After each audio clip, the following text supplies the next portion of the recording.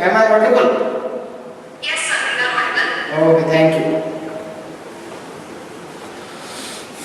Respected principal of the college, members of organizing committee, teachers, participants, friends, ladies and gentlemen. At the very outset, I would like to express my sincere thanks to the organizers for inviting me to conduct this practical session on self-defense for women, self-defense for girls. We all know that it is very difficult to conduct practical sessions which involve physical activities online, but I will try my level best. I am feeling great pleasure as I have got this opportunity. Since we are facing this COVID-19 pandemic, in this pandemic it is not possible to interact face to face or to conduct these types of sessions face to face. So I congratulate the organizers to conduct these types of programs online. I hope this will be very fructiferous for each and every unit which is associated with this workshop. Ladies and gentlemen, there are various means and methods which are used for defense, self-defense purposes, but I will concentrate only one area. We know that we may use martial arts, we may use taekwondo, we may use different other martial arts also, but I will concentrate on judo techniques, how to use judo techniques for self-defense. I collected few techniques that I am going to present in front of you. All techniques are very useful too, especially for females. So first I will start from the basic concept. मुझे आयोजकों द्वारा सूचित किया गया है कि मैं दोनों भाषाओं का उपयोग करूं, English as well as Hindi. कोई प्रतिभागी यदि कोई पार्टिसिपेंट चाहता है कि मेरी भाषावली जो सामग्री मैं आप तक नहीं पहुंचा पा रहा हूं, you may interrupt in between, आप बीच में मुझे रोक सकते हैं। You may request by sending your messages also, आप मैसेजेस भेज के भी रिक्वेस्ट कर सकते हैं। Simultaneously I will see all the messages. Judo की बात कर रहे हैं, जूडो का उपयोग करेंगे कि बालिकाएं अपनी आत्मरक्षा के लिए उन टेक्निक्स का कैसे उपयोग करें। जूडो एक ऐसा खेल है जिसका ओरिजिन, जिसकी उत्पत्ति जापान से हुई। It's Japanese sport. भारत में काफी अंतराल के बाद यह आया। पहली बार भारत में, हमारे देश में जो एक डेमोन्स्ट्रेशन आयोजित किया गया प्रोफेसर रविंद्रनाथ टैगोर जी के निर्देशन में, वो था शांति निकेतन में इन द ईयर 1929 में। यहाँ को हिस्टोरिकल पॉइंट ऑफ व्यू की बात नहीं करेंगे, यहाँ पर केवल बात करेंगे टेक्निक्स की। और टेक्निक भी first I will demonstrate the full technique, पहले पूरी टेक्निक का प्रदर्शन करूंगा। Then I will discuss by part, फिर उस टेक्निक को विभिन्न भागों में विभाजित करके उसकी चर्चा करूंगा। और simultaneously you can practice also if you have any partner or any family members in front of you। यदि आपके कोई सदस्य, पारिवारिक सदस्य आपके साथ हैं, आपके दोस्त साथ हैं, तो उसके साथ प्रैक्टिस कर सकते हैं। जूडो टेक्निक्स यदि हम उनका वर्गीकरण करना चाहें, if we want to classify judo techniques into different parts, we classify into 3 categories। हम 3 विभिन्न भागों में विभाजित करते हैं। पहला है नागे वाजा, जापानीज टर्मिनोलॉजी है, इसका अर्थ होता है थ्रोइंग टेक्निक। ध्यान दीजिए, पहला है नागे वाजा throwing techniques. In that one individual throws another individual, जिसमें एक प्रतियोगी, एक कॉन्टेस्टेंट दूसरे कॉन्टेस्टेंट को या अपने विरोधी को या अपने जो आक्रमण करता है, जिसके द्वारा आक्रमण किया जा रहा है, उसको फेंकता है। These are known as throwing techniques. These are also subdivided into different subcategories. May be possible by the help of hands, may be possible by the help of legs, may be possible by the help of hips. We can throw another contestant by using our hips also. We may apply in line position. Line position means we may apply in line in supine lying portion, or we can apply these by lying in our side. लेकिन कुल मिलाकर हम बात कर रहे हैं throwing techniques की। बात कर चुका हूं पहले मैं कि these are divided into 3 categories, जिसमें से एक की बात हो गई है जो कि throwing techniques। I will proceed to the second type, second part, second sub classification, that is known as katame waza। यह भी जापानीज टर्मिनोलॉजी है। कतामे का अर्थ होता है grappling. In that one contestant grapple another contestant, one individual grapple another individual.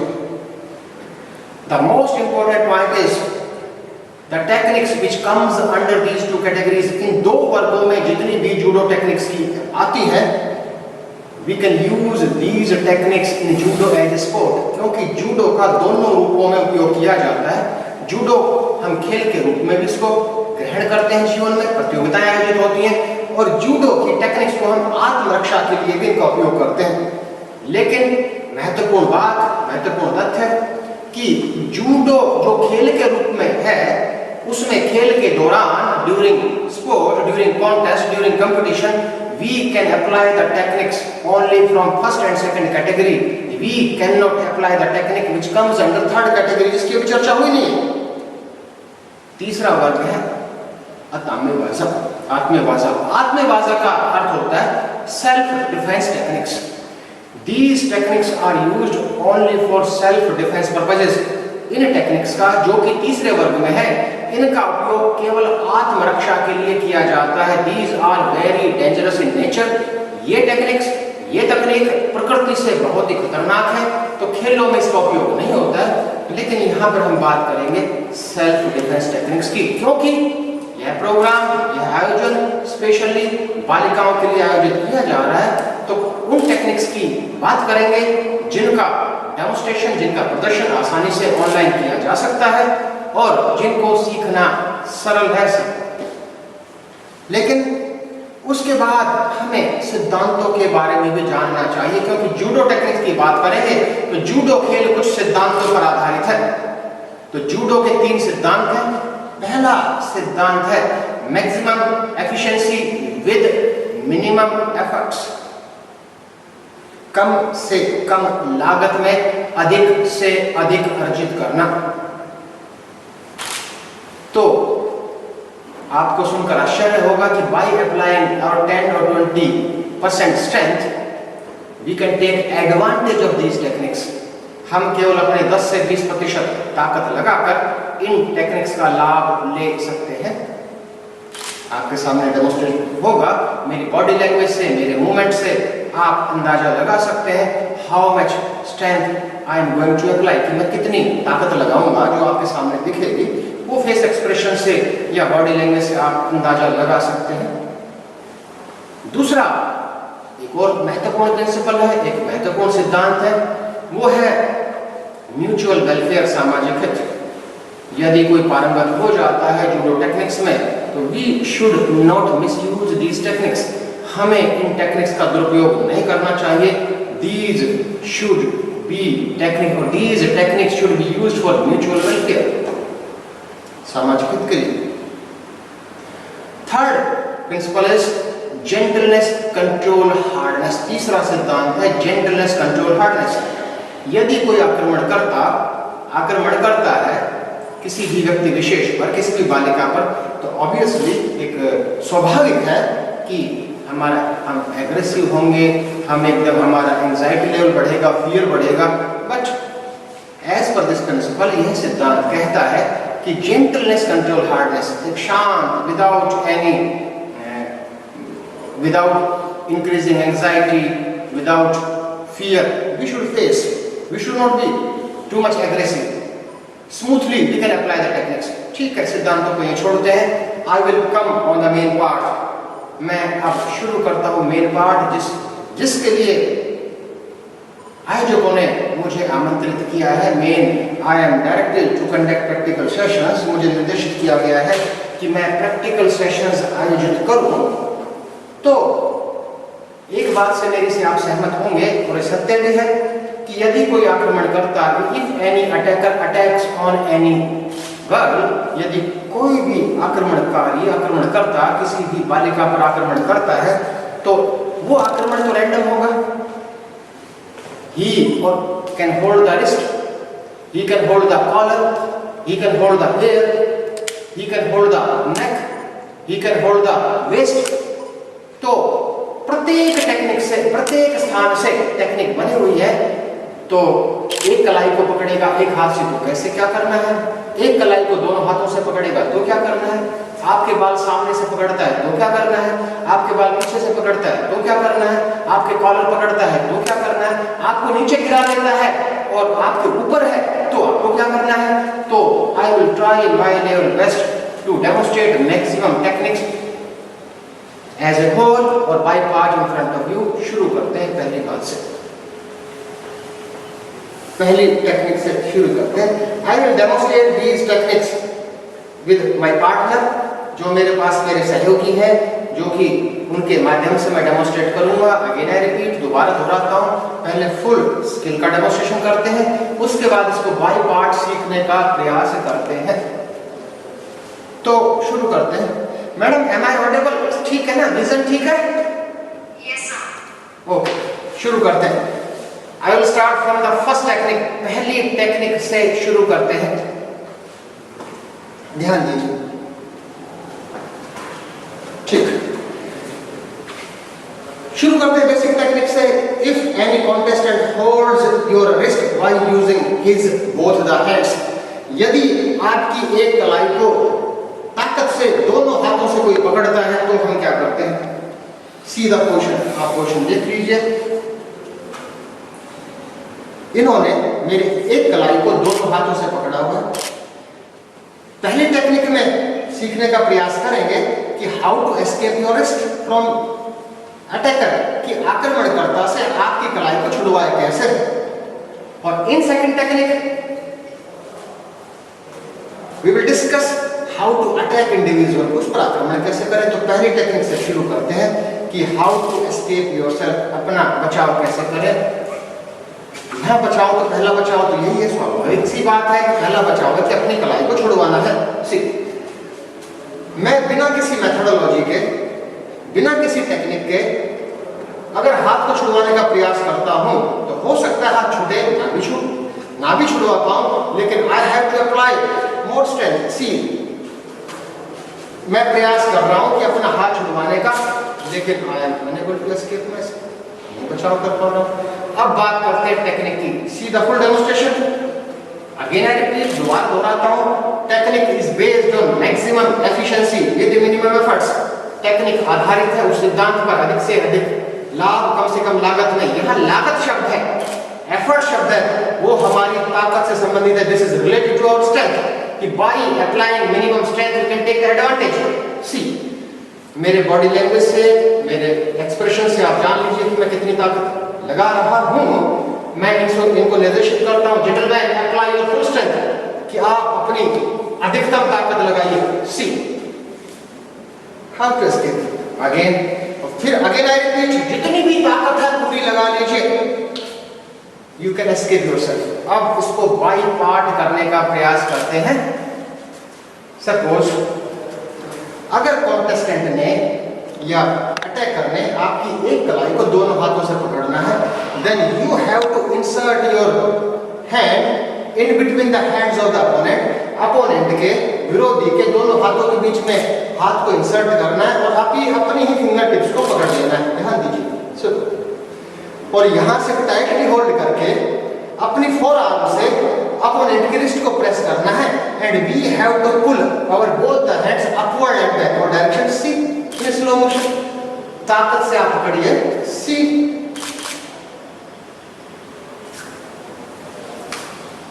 कितना भी ताकतवर क्यों न हो, और वैसे बिना टेक्निक के बहुत मुश्किल। तो टिल नाउ, अब तक we have discussed about one technique, एक टेक्निक की चर्चा कर चुके हैं। बस कंडीशन क्या थी कि अगर अटैक करने एक कलाई को दोनों हाथों से पकड़ा है तो क्या करें, लेकिन हम अपने हाथ को छुड़वा पाए हैं, कलाई को छुड़वा पाए हैं, लेकिन कलाई को छुड़वाने के बाद हमें अटैक भी करना है। तो ये जो डिफेंसिव टेक्निक थी, अब एक अटैकिंग टेक्निक की बात करते हैं। And this technique also belong to the same situation. यह यह टेक्निक भी उसी सिचुएशन पर आधारित है। If attacker holds your wrist by using his both the hands, जब आक्रमणकर्ता आपकी एक हाथ की कलाई को दोनों हाथों से जकड़कर पकड़ता है तो अटैक कैसे करें, लॉक कैसे लगाएं, रिस्ट लॉक। और रिस्ट लॉक मींस अगर रिस्ट को लॉक कर देंगे that will be very painful for the attacker, वो अटैकर के लिए बहुत ही पेनफुल रहेगा। कैसे, सी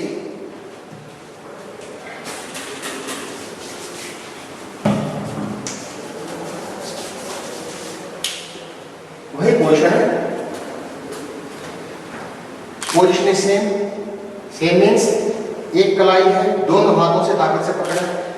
एस्केप जो किया था, छुड़वाया था हमने, उसमें दोनों हाथों के बीच से इंसर्ट किया था। We inserted our hands in between the hands and और अपवर्ड डायरेक्शन में एंड बैकवर्ड डायरेक्शन में पुल किया था। अब instead of inserting your hands in between the hands of the opponent के अटैक करके दोनों हाथों के बीच से इंसर्ट न करके we have to insert our hands by the side and we have to hold our four fingers, अपनी उंगलियों को पकड़ लेना। यहां से भी again we have to pull upward and backward direction, then we have to place our palm on the wrist of the opponent, इतना तो कर सकते हैं। again I repeat, पुल करना है, पाम को प्लेस कर देना है, अपोनेंट के दूसरे हाथ को कंट्रोल करना है। See I am applying this technique only by using my one finger. आप देख लीजिए मैं केवल एक उंगली का प्रयोग करके इस टेक्निक को लगा रहा हूं। ही इज अंडर माय कंट्रोल। आपको लगेगा कि ये कैसे हो सकता है? It is possible. ये मैं केवल एक हाथ, ये पेनफुल है, लॉक है, रिस्ट लॉक हो चुकी है, ही इज अंडर माय 100% कंट्रोल। अब मान लीजिए ये तो मैं इतना लगा रहा हूं, देखिए ये, अगर मैं पूरी ताकत लगाता हूं सीधा इफेक्ट, तो we till now we have discussed about two techniques। अब तक हम दो टेक्निक्स की चर्चा कर चुके हैं। दोनों टेक्निक हो सकता है 15 तक अगर हम पहुंच पाए एक निर्धारित समय अवधि में जो मुझे आवंटित किया गया है आयोजकों के द्वारा, कोशिश करते हैं 15 डिफरेंट टेक्निक्स की बात करें तो और अच्छा होगा। तो second, now situation is different. अब परिस्थिति अलग है। परिस्थिति अलग कैसे है? यदि attacker holds your wrist by using only one hand, यदि आक्रमणकर्ता आपकी कलाई को केवल एक हाथ से, मैं पहले बता चुका हूं आपको कि वो तो अटैक करेगा तो रैंडमली करेगा ना, कुछ भी कहीं से भी जो पकड़ में आ जाए, हाथ पैर जो भी, तो डिफरेंट पोजीशंस है हर पोजीशंस में। और ऐसा नहीं है कि एक बार आपने टेक्निक सीख ली और एक बार लगा ली जिसका अर्थ है कि आप बहुत एक्सपर्ट हो गए। नो, एक सिद्धांत सुना होगा, practice makes a man perfect. जितने रिपीटिशन लगाएंगे उतना ही परफेक्शन आएगा।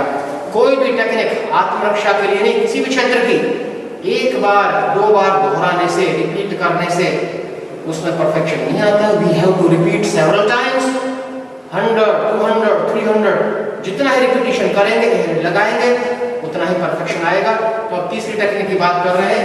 यदि आक्रमणकर्ता एक कलाई को पकड़ता है, लेकिन सिचुएशन इज, परिस्थिति है कि सेम साइड की हैंड से कलाई पकड़ी है, क्योंकि कलाई तो रैंडमली पकड़ना है तो दूसरे क्रॉस वे में भी हो सकती है। यहाँ क्रॉस वे की बात नहीं है, क्रॉस हैंड की बात नहीं है। यदि सेम साइड हैंड से कलाई पकड़ता है, उस दशा में हम क्या करेंगे?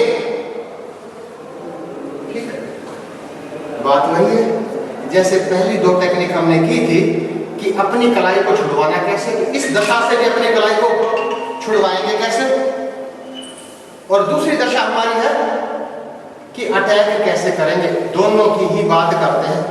सबसे पहली बात करते हैं कलाई को छुड़वाना कैसे है।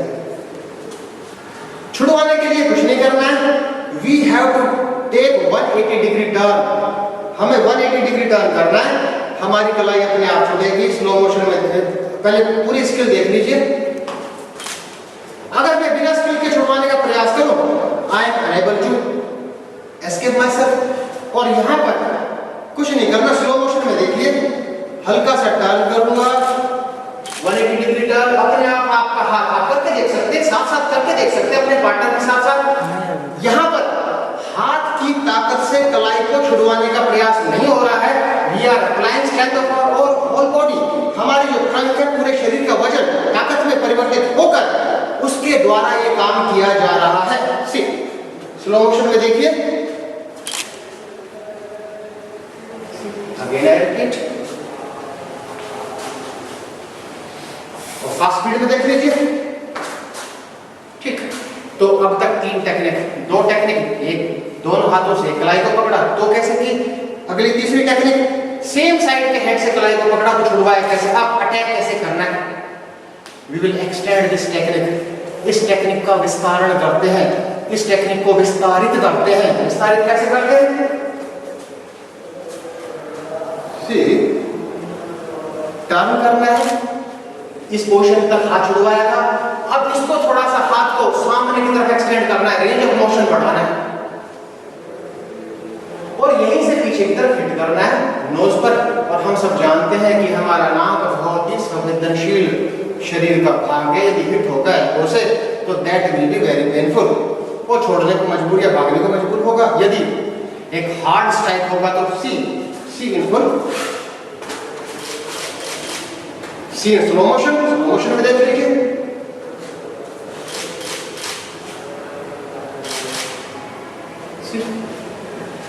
तो ये कहानी थी।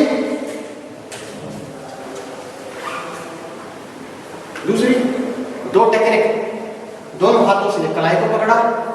अगली 2 टेक्निक, एक हाथ से कलाई को पकड़ा लेकिन सेम साइड। अब मान लीजिए क्रॉस वे में यदि आपकी कलाई को पकड़ता है तो क्या करें, क्रॉस वे में, सी क्रॉस। आप देख लीजिए 2 टेक्निक थी, जब दोनों हाथों से कलाई को पकड़ा, ये पोजीशन थी। अगली 2 टेक्निक थी, जब एक हाथ से कलाई को पकड़ा और अब क्रॉस हैंड से कलाई को पकड़ा तो टेक्निक क्या, इसकी बात करते हैं। दूसरी डायरेक्शन में अगर डेमोंस्ट्रेट करूंगा तो सीखने में ज्यादा आसानी होगी। यहां से यहां भी 180 डिग्री टर्न करना है, लेकिन डायरेक्शन बदल जाएगी, 180 डिग्री टर्न करना, लेकिन simultaneously with 180 degree turn, 180 degree turn करने के साथ साथ अपने हाथ को अपवर्ड और फॉरवर्ड डायरेक्शन में पुल करना है। ऐसा हमने कुछ नहीं, हाथ को ऊपर उठाना है बस। आप टर्न करेंगे, हाथ को ऊपर उठाएंगे और यहां से हाथ को ऊपर उठाते हुए दूसरे हाथ को नीचे रखेंगे और फोर्सफुल जिस हाथ की कलाई को अपोनेंट ने पकड़ा हुआ उसको स्पीडी नीचे लाएंगे और इस हाथ को ही रोक देना। सी मैं टेक्निक लगाऊंगा नहीं, केवल डेमोंस्ट्रेट कर रहा हूं। टेक्निक लगेगी तो एल्बो फ्रैक्चर हो सकता है, संभावना है, लगभग निश्चित है। देखिए अगर यही मैं हाथ को सामने रखकर ये एक्शन करता या ये एक्शन करता हूं तो you may assume what will happen, आप अंदाजा लगा सकते हैं कि क्या होगा। अभी तक कितने टेक्निक हो गई, 5। We have discussed about 5 different techniques. अभी तक हम चर्चा कर चुके हैं 5 विभिन्न टेक्निक्स का। पहली 2 कलाई को दोनों हाथों से पकड़ा तो, अगली 2 कलाई को एक हाथ से पकड़ा तो लेकिन सेम साइड के हैंड से, अगली 5वीं अगर कलाई को क्रॉस वे में पकड़ा, अपोजिट हैंड से पकड़ा तो क्या किया, उसकी बात थी। अभी तक जितनी भी टेक्निक्स है, till now we have discussed about all techniques, all are related to wrist. अभी तक जितनी भी टेक्निक्स थी वो सब कलाई संबंधी अटैक से संबंधित थी। अब कलाई की कहानी यहीं खत्म करते हैं, बात करते हैं दूसरी पोर्शन की, दूसरी सिचुएशन की। If any contestant, if any attacker holds your collar, यदि कोई अटैकर आपके कॉलर को होल्ड करता है तो क्या करें। यदि कोई अटैकर आपके कॉलर को होल्ड करता है तो क्या करें।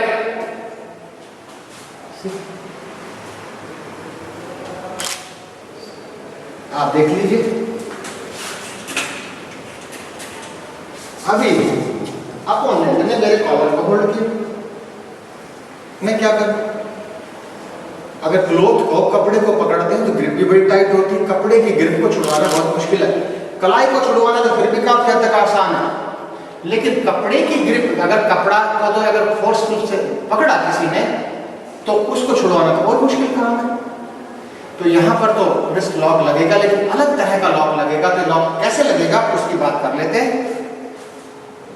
कॉलर पकड़ा, सीधा फुल टेक्निक, पूरा डेमोस्ट्रेशन आपके सामने प्रस्तुत करूंगा, फिर बाई पार्ट थोड़ा सीखने का प्रयास करेंगे। सीधा फुल डेमोस्ट्रेशन।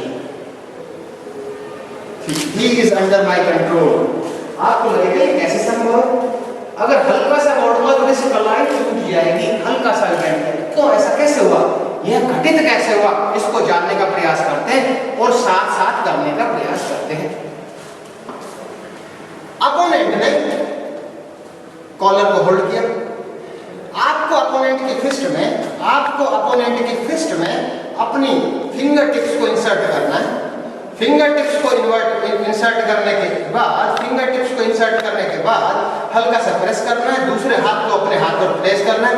तो there should not be any gap in between your chest and the fist of the opponent. Opponent की मुट्ठी और आपकी चेस्ट के बीच में गैप नहीं होना चाहिए। जितना प्रेस करेंगे उतना ही प्रभावशाली हो। और यहीं से ट्रंक की ताकत लगानी, उसी कुछ नहीं करना, यहीं से टर्न करना है। क्योंकि मान लीजिए ये सामने है और यहाँ फिंगर टिप से यहीं से टर्न करेंगे तो ये लॉक लगेगा सी। अब see in slow motion. First we have to insert 4 fingers, press and turn. He will be under your control.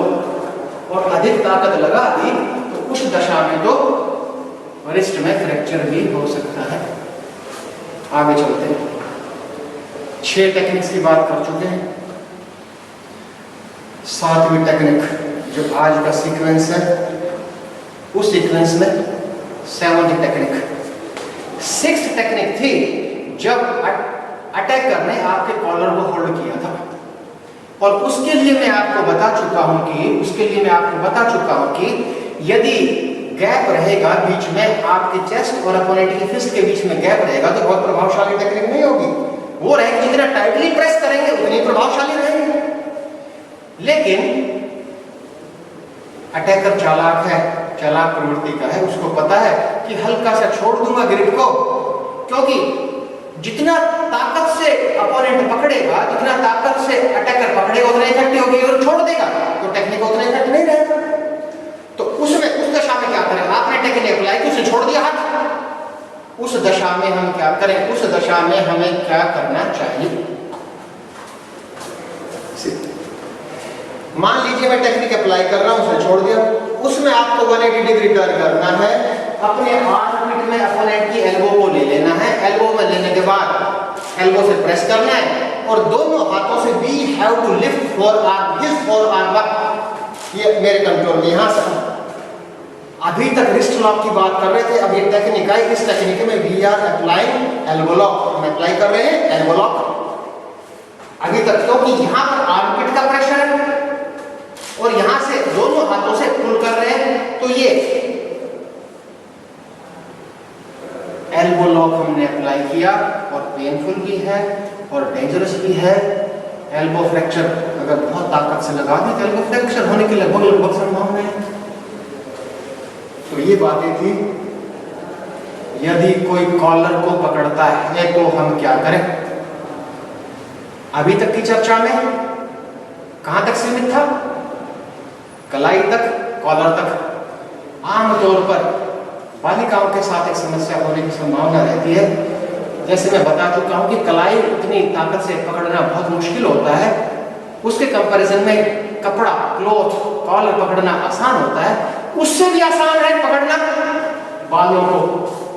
बालों में तो आमतौर पर बालिकाओं के बाल बड़े होते हैं और ग्रिप बड़ी अच्छी बनती है और पेनफुल है। अगर बाल पकड़े, जकड़ के पकड़ लिए तो you will be under the control of the attacker, तो आप नियंत्रण में होंगे अटैकर के उस दशा में, क्योंकि बालों को छुड़वाने का प्रयास करेंगे तो पेन होगा, स्वाभाविक है, पेन होना स्वाभाविक है। और आमतौर पर बाल कैसे पकड़े जा सकते हैं, या तो सामने से बाल पकड़े, उसके लिए भी टेक्निक है, या पीछे से बाल पकड़े, उसके लिए भी टेक्निक है। दोनों दशाओं में टेक्निक है। If attacker holds your hairs from your front side, you can apply the technique. If any contestant holds your hairs from your back side, you can apply the technique. दोनों दशाओं में we will discuss one by one, दोनों techniques की बात करेंगे। Technique number 1, यदि सामने से होल्ड करता है तो क्या करेंगे? सामने से होल्ड किया तो क्या किया हमने? अपनी पाम को फिस्ट पर प्लेस करना है, अपने दूसरे हाथ पर इसको प्लेस करना है, प्रेस करना है और हल्का सा 1-2 कदम पीछे हटाने हैं और हमें अपने वेस्ट को सामने की तरफ और गर्दन को मोड़ देना है। जितना नजदीक जाएंगे we are going to apply wrist lock. See you can see the effect. जितना नीचे जाएंगे उतना ही रिस्ट लॉक है, लेकिन यहां भी ध्यान रहे, यहां भी हमें ध्यान रखना है, there should not be any gap in between your head and fist of the opponent। यदि जितना क्लोजली रखें, जितना प्रेस करेंगे उतना इफेक्टिव है। अगर बीच में जगह छूट गई उस दशा में टेक्निक अप्लाई नहीं हो पाएगी। तो एक अच्छा प्रेस होना चाहिए। there should not be any gap in between grip of the opponent and your head। ये बात थी। यदि सामने से बाल पकड़े तो हम क्या करें, उसकी चर्चा कर देते हैं। अब अगली टेक्निक की बात करते हैं। If any contestant holds your hairs from your back side, यदि कोई भी प्रतियोगी, कोई भी अटैकर, कोई भी आक्रमणकर्ता आपके बालों को पीछे से होल्ड करता है, उस दशा में हमें क्या करना चाहिए?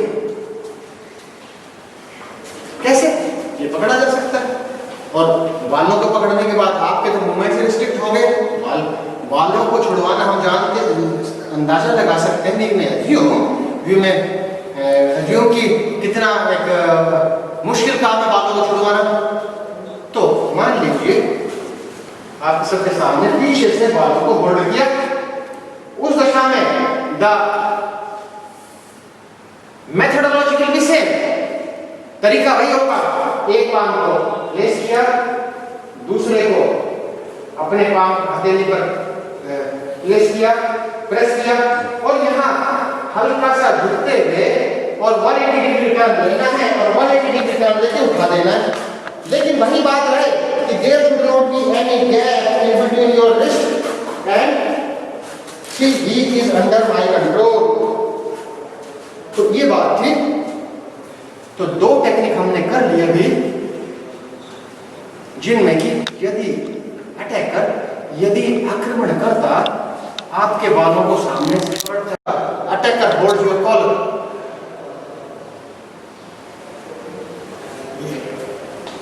Next 2 techniques belongs to our hairs.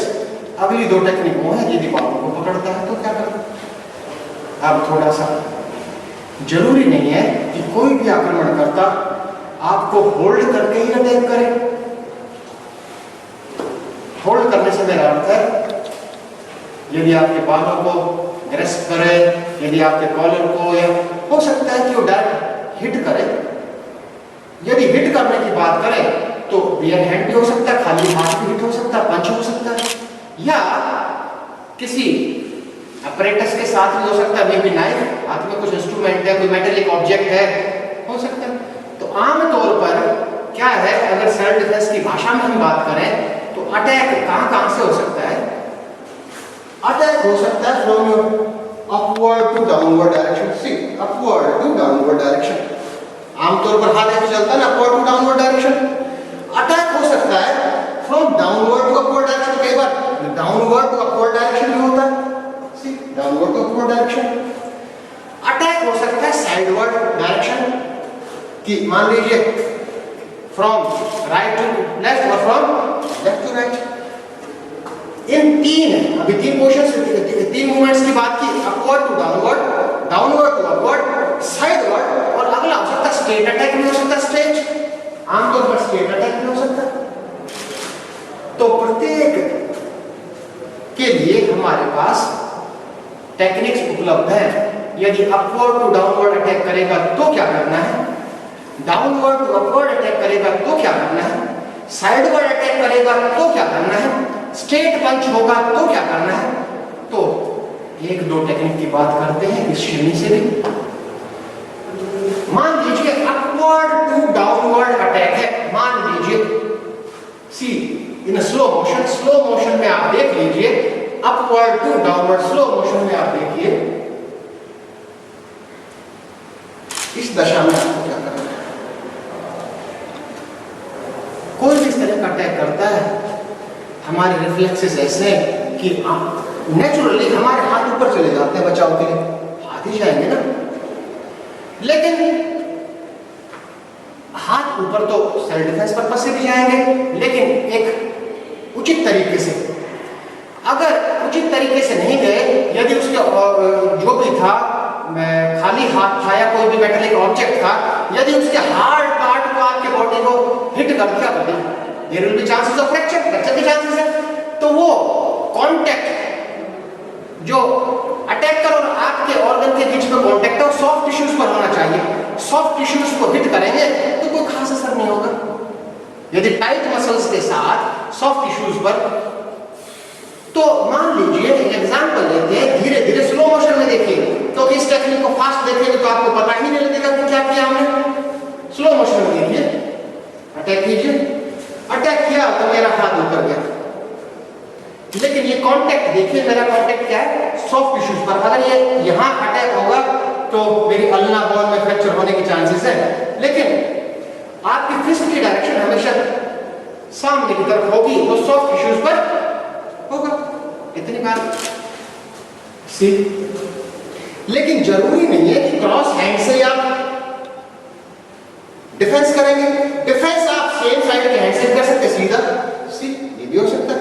यानी अपोनेंट अटैक कर रहा है, क्या ये क्रॉस वे में भी कर सकते हैं, सेम साइड के हैंड से भी कर सकते हैं, लेकिन आप इसको अटैक के साथ कंबाइन कैसे करें। सी, अटैक किया, डिफेंस किया, यहीं से हुक बनाना, अपने पाम को फोर्सफुली प्लेस करना है अपोनेंट के एल्बो के बैक साइड में, और इस हुक से टर्न करना है और ये एल्बो लॉक लगा देना है। सी इन स्लो मोशन में देखिए, अटैक किया, हुक बनाया, हाथ को प्लेस किया, 180 डिग्री टर्न किया, रिस्ट को पकड़ के ऊपर उठाना है, एल्बो को प्रेस करना है, और this will be the motion. See कि कितनी इफेक्टिव टेक्निक है। सी, ये अगर मैं उठाता हूं, इसको प्रेस करता हूं, यू में अज्यूम द इफेक्ट, आप कल्पना कर सकते हैं कि कैसा इफेक्ट इसका होगा। ये कब था?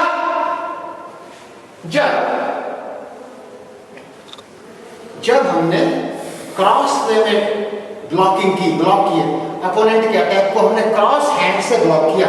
यदि सेम साइड के हैंड से ब्लॉक किया तो क्या करेंगे? सी, इसमें हम थोड़ा लोअर बॉडी पार्ट का भी इन्वॉल्वमेंट करते हैं। सी,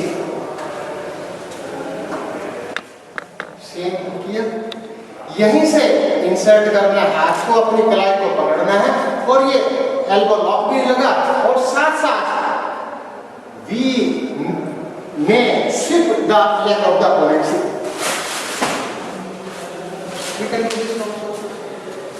ठीक है मैडम, ठीक चल रहा है ना सब?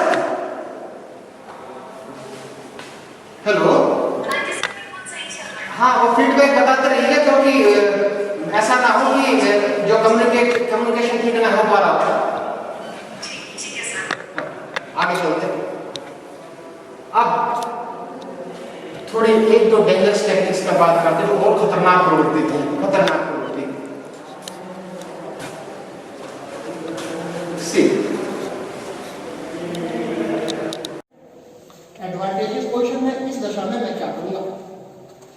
इस दशा में कुछ नहीं करना है, ये पोजीशन जो है कॉलम को पकड़ सकते हैं, और आपको अगर मेरी पोजीशन ठीक से विजिबल हो, आपको दोनों पैरों को अपोनेंट के नीज पर प्लेस करना है और उसको पुश कर देना है। बस पुश करके अपने पैर को यहाँ प्लेस करना है, और he is under our control. सी,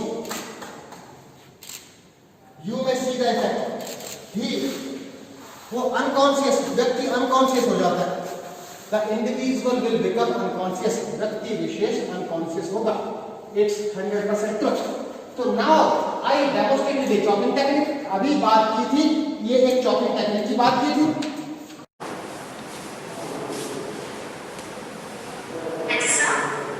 अगर किसी को क्वेश्चन बीच में पूछना चाहते हैं तो दे कैन आस्क। एक टेक्निक, लास्ट टेक्निक और डेमोंस्ट्रेट करूंगा, केवल एक टेक्निक और डेमोंस्ट्रेट करूंगा। ओके, टुडेज लास्ट टेक्निक, आज के सेशन की अंतिम टेक्निक, स्टैंडिंग पोजीशन से भी अप्लाई कर सकते हैं, सुपाइन लाइन पोजीशन में भी। बस यह है कि हम नेगेटिव पोजीशन में हैं और अपोनेंट पॉजिटिव पोजीशन में। सिचुएशन मान लीजिए वही है कि I am on my full back, मैं फुल बैक पर हूं और अपोनेंट ने ऊपर से मुझे दबाया हुआ है उस दशा में। वही मैं स्टैंडिंग पोजीशन में डेमोंस्ट्रेट करके दिखा रहा हूं आप सबके सामने, कि जो कि एक आसान है। उसी पोजीशन में आपको कॉलर पकड़ना है, आपको बीच में 5-6 इंच का गैप छोड़कर कॉलर को पकड़ लेना है। कपड़े तो बड़ा इतना तो कर सकते ना, वो उठाएगा, पटकेगा, कुछ भी करे आपको, लेकिन बस आप जेंटली से कॉलर को पकड़ के रखिए। आप नेगेटिव पोजीशन में है, पेन भी हो रहा होगा, चोट भी लग रही होगी, ठीक है। इस पोजीशन में आपको कुछ नहीं करना, हल्का सा झटका मारना है और हल्का सा आपके बस ये हाथ ही आ जाना चाहिए और ये आपके 100%। थोड़ी देर तक वो करेगा, लेकिन ही विल बिकम अनकॉन्शियस। वो अनकॉन्शियस, देखो ये अनकॉन्शियस हो गया है, लगभग अनकॉन्शियस। हाँ सही, ये अंधेरा छा गया उसके पूरी तरह से। क्योंकि सीधी से क्यों, कैसे हुआ? क्योंकि जो हमारे कैरोटिड आर्टरीज हैं, जो ब्लड सप्लाई कर रही है ब्रेन को, हम उसे ब्लॉक कर दे रहे हैं। और जैसे ही, यानी आप उसके कॉलर पर लटके हुए, पटक रहा है, कुछ भी कर रहा है, बस उस पोजीशन को छोड़िए। यू कैन एस्केप योरसेल्फ, आप अपना बचाव उससे कर सकते हैं। तो ये लास्ट में 2 टेक्निक्स की बात की। टेक्निक तो बहुत है, एक सत्र में, एक सेशन में सबकी चर्चा किया जाना तो असंभव सी बात है। और ये मेरा प्रयास है, क्योंकि जितने भी फिजिकल एक्टिविटीज हैं, जो कि मूवमेंट बेस्ड टेक्निक्स हैं, उनका ऑनलाइन डेमोंस्ट्रेशन है तो जटिल कार्य है, लेकिन आई ट्राइड माय बेस्ट। प्रयास किया गया है कि आप सबके सामने ठीक से मैं प्रस्तुत कर पाऊं। Again I express my sincere thanks to organizers, organizing secretary, principal of the college, officials of the managing committee of the college for inviting me to demonstrate few techniques in front of you। और भविष्य में भी इस क्षेत्र में यदि मेरी सेवाएं महाविद्यालय में कभी चाहिए, my services will always be available for you।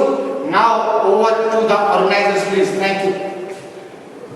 Now I request to all the participants, if you have any query or doubt, you can ask Dr. Legend Jyoti sir।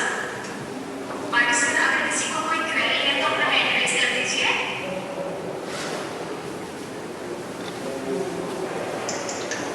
Hello sir. हाँ बेटा, सुन रहा हूँ मैं, बताइए।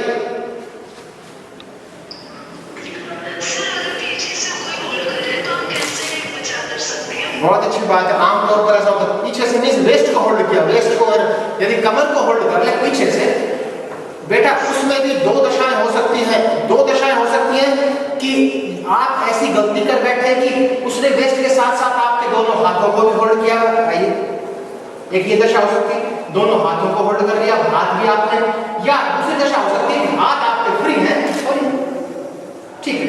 इस दशा में कोई सिंगल अटैक नहीं है, डिफरेंट अटैक्स है। सी, एक सिंपल सा अटैक आप देखिए, सिंपल सा अटैक। सी, अगर हाथ आपके बाहर है तो हल्का सा एल्बो को ऊपर खींचना, आर्मपिट में लेना, आर्मपिट में लेना है और यहीं से हाथ को लेते हुए यू कैन थ्रो। और आपको लगेगा कि थ्रो कैसे हुआ। ये कोई बहुत ज्यादा ताकत लगाने का काम नहीं था, ये कोई बहुत अधिक ताकत नहीं लगाई गई है। उसी सिद्धांत पर आधारित है, maximum efficiency with minimum efforts, कि कम से कम लागत में अधिक से अधिक हम अर्जित कैसे करें। इसके अलावा और भी बहुत तरीके हैं। और तरीके कौन से हैं? एक मिनट, मान अब डिपेंड करता है आपकी, अगर फॉर एग्जांपल कोई सैंडल पड़े, हार्ड सैंडल्स हैं, उनका एक नोकीला वो है, तो यू में हिट ऑन शिन बॉल पर हिट करेंगे, पेनफुल होगा। You can hit on vital organs, elbow से वाइटल ऑर्गन्स पर हिट करेंगे, छोड़कर भागेगा। बहुत तो एक सिंगल तरीका नहीं है, there is a list, long list, एक लंबी सूची है जिनको अपनाकर आप अपना बचाव कर सकते हैं।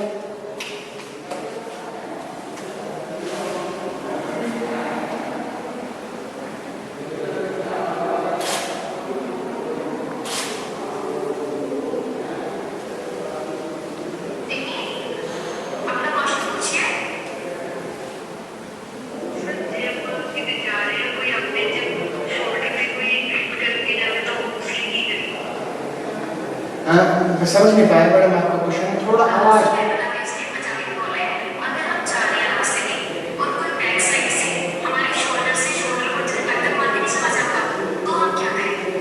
शोल्डर झटक के दैट डिपेंड्स ऑन सिचुएशंस पर।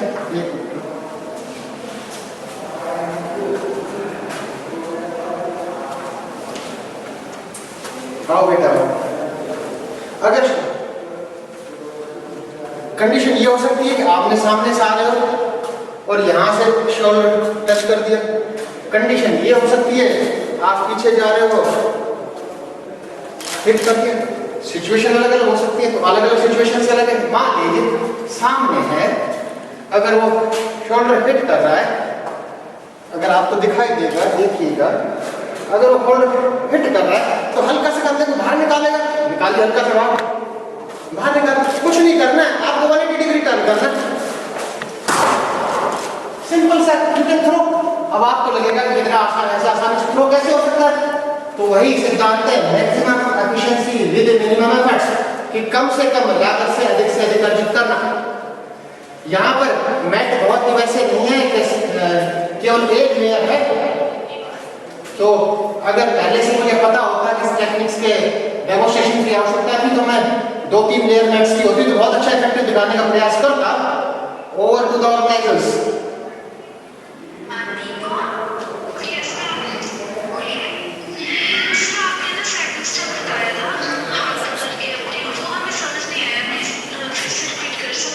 मैडम टेक्निक नंबर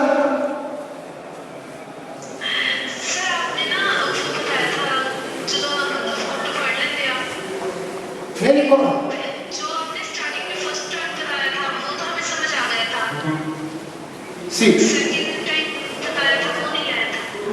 बेटा दोनों हाथों से पकड़ा हुआ है टाइटली। यस सही बात। हाँ, आप अपने माइक को ऑन रखिएगा, मैं क्वेश्चंस पूछता जाऊंगा, वो बताते हैं, ठीक है?